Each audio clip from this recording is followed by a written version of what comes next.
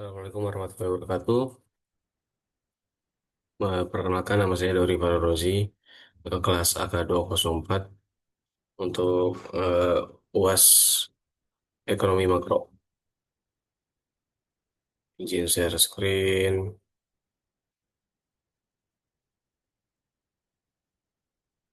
Jadi untuk yang topik yang pertama, saya mengambil di materi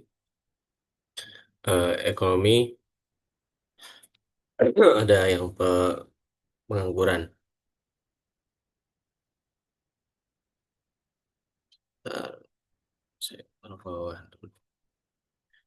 Jadi eh, dari pengertian penganggurannya itu sendiri adalah pengangguran adalah keadaan ketika seseorang termasuk dalam angkatan kerjanya, usia produktif dan ingin bekerja, tidak memiliki pekerjaan atau sedang aktif mencari pekerjaan namun belum mendapatkan pekerjaan. Yang kedua ada jenis-jenis pengangguran, ada pengangguran friksional, pengangguran struktural, pengangguran musiman, pengangguran siklikal atau konjungtural, pengangguran terselubung, pengangguran teknologis. Berikut penjelasan masing-masing dari jenis penganggurannya. Untuk friksional itu terjadi karena perpindahan kerja, misalnya seseorang resign atau sedang mencari pekerjaan baru. Yang kedua, pengangguran struktural terjadi karena perubahan struktur ekonomi dan atau teknologi sehingga keterampilan pekerja tidak sesuai. Yang ketiga ada pengangguran musiman. Terjadi karena pekerjaan yang sifatnya musiman seperti petani atau nelayan. Yang keempat ada pengangguran siklikal, konjungtural. Terjadi karena penurunan aktivitas ekonomi atau resesi yang menurunkan permintaan tenaga kerja. Yang kelima ada pengangguran terselubung terjadi ketika seorang bekerja tetapi tidak dimanfaatkan secara optimal.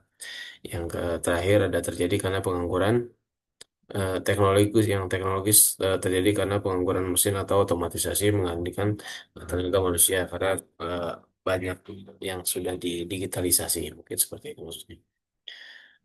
Tiga, penyebab pengangguran itu sendiri ada pertumbuhan angkatan kerjanya lebih dari pertumbuhan lapangan pekerjaan.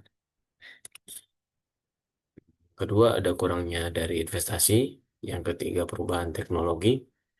Yang keempat, keterampilan yang tidak sesuai pasar kerja. Yang kelima, ada krisis ekonomi.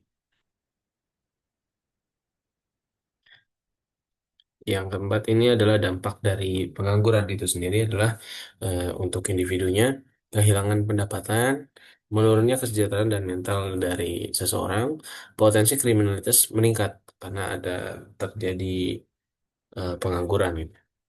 Yang kedua terhadap ekonominya ini adalah penurunan konsumsi masyarakat, berkurangnya penerimaan pajak, beban APBN meningkat karena ada bantuan sosial, ada subsidi dan lain-lain. Yang ketiga, terhadap sosial adalah ketimbangan sosial itu sendiri. Yang kedua, konflik sosial dan ketidakstabilan. Yang lima adalah cara mengatasi penganggurannya. Yang pertama adalah kebijakan pemerintah menciptakan lapangan kerja melalui proyek infrastruktur, meningkatkan iklim investasi, dan meningkatkan pendidikan dan pelatihan kerja atau yang disebut ya, vokasi, gitu. Yang keduanya, pemberdayaan UMKM. Kemudian UMKM itu dukungan modal dan pelatihan untuk UMKM yang baru, meningkatkan akses pasarnya, diperluas. Yang ketiga, pengembangan ekonomi kreatif dan digital, peluang kerja berbasis teknologi dan wirausaha. Yang keenam ini adalah rumus perhitungan tingkat pengangguran. Jadi tingkat pengangguran atau kita bisa singkat TP sama dengan jumlah penganggur dibagi sama angkatan kerja kali 100%. Contoh soal dan pembahasan. Jadi seseorang berhenti dari pekerjaannya karena ingin mencari pekerjaan dengan gaji lebih tinggi. Ia termasuk dalam jenis pengangguran, yaitu adalah friksional yang tadi sudah dijelaskan untuk jenis-jenis penganggurannya. Jadi pembahasannya adalah pengangguran friksional ini terjadi karena adanya pergantian pekerjaan, biasanya bersifat sementara.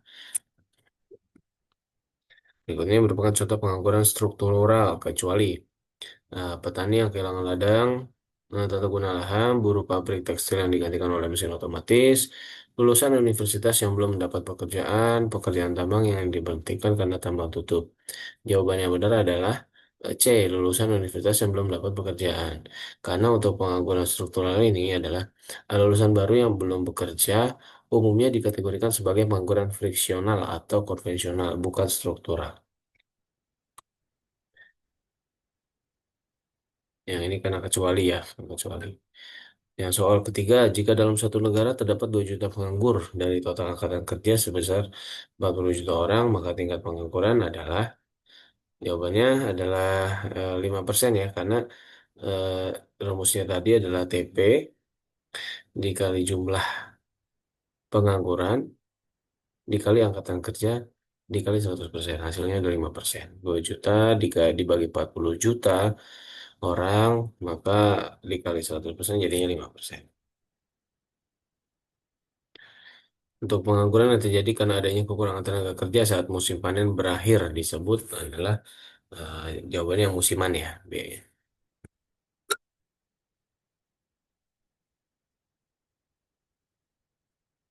Pemerintah berencana memberikan pelatihan kerja bagi pengangguran agar memiliki keterampilan sesuai kebutuhan industri. Langkah ini bertujuan mengatasi pengangguran jenis yang struktural tadi ya.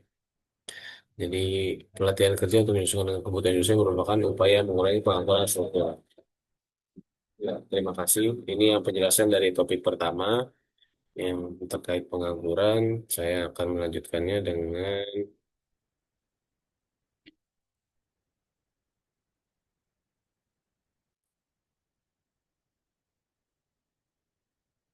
makroinflasi. Ya, ini yang kedua materi perekonomian, inflasi. Yang pertama adalah pengertian inflasi. Inflasi adalah suatu kenaikan harga-harga barang dan jasa secara umum dan terus-menerus dalam suatu periode tertentu.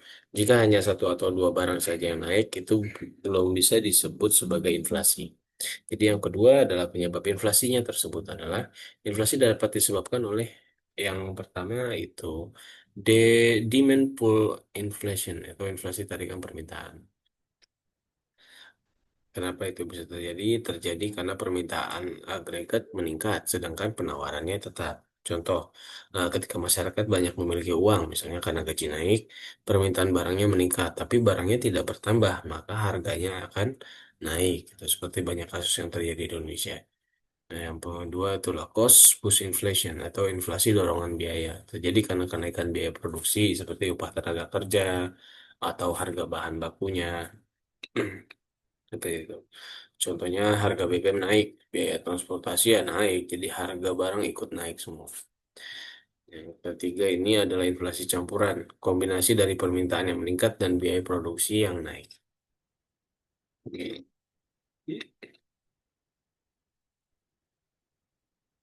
Ya, keempat adalah imported inflation atau inflasi impor. Terjadi karena naiknya harga barang impor atau depresiasi nilai tukar mata uang domestik. Tiga, jenis inflasi berdasarkan laju kenaikan harga. Jadi ada 4 jenis inflasi. Inflasi ringan, inflasi sedang, inflasi berat, hiperinflasi. Persentase kenaikan harga kurang dari 10% per tahun, tidak terlalu mengganggu. 10 sampai 30% per tahun menurunkan kesejahteraan. 30 sampai 100% per tahun mempengaruhi daya beli. Untuk hiperinflasi lebih dari 100% per tahun, sangat merusak perekonomian. Empat ini ada dari dampak inflasinya terhadap konsumen, daya beli menurun, tabungan kehilangan nilai, terhadap produsen meningkatkan keuntungan jika harga jual naik cepat. Kalau yang keduanya meningkatkan biaya produksi jika inflasi berasal dari cost push. Yang ketiga terhadap perekonomian. Ketidakstabilan ekonomi investasi jadi menurun. Yang lima cara mengatasi inflasinya ada kebijakan moneter, operasi pasar terbuka, menaikkan suku bunga atau dan juga menaikkan cadangan wajib minimum. Yang kedua kebijakan fiskal mengurangi pengeluaran pemerintahnya. Yang ketiganya, yang keduanya menaikkan dari pajaknya itu sendiri seperti PPN yang terjadi di Indonesia kan jadi naik 11% itu di tahun 2000 berapa ya? Yang ketiga, kebijakan non moneter, peningkatan produksi, pengawasan distribusi barang. Jadi contoh soal dan pembahasannya, yang soal pertama, suatu negara memiliki kenaikan harga BBM sebesar 30%, yang menyebabkan biaya transportasi dan harga barang-barang lain ikut naik. Jenis inflasi apakah ini? Ini udah dijelaskan tadi ya. Kalau ini dari cost push inflation karena dia harga BBM itu termasuk kenaikan biaya produksi yang mendorong naiknya harga barang-barang yang lain, seperti kan pengangkutan eh, barang-barang tersebut, jadi harganya tetap ikut naik. Yang kedua, soalnya tingkat inflasi suatu negara pada tahun 2024 adalah 7%. Termasuk kategori inflasi apakah ini? Ini masih inflasi ringan ya, karena dia belum lebih dari 10%. Bank Indonesia melakukan operasi pasar terbuka dengan cara menjual surat berharga. Tujuannya adalah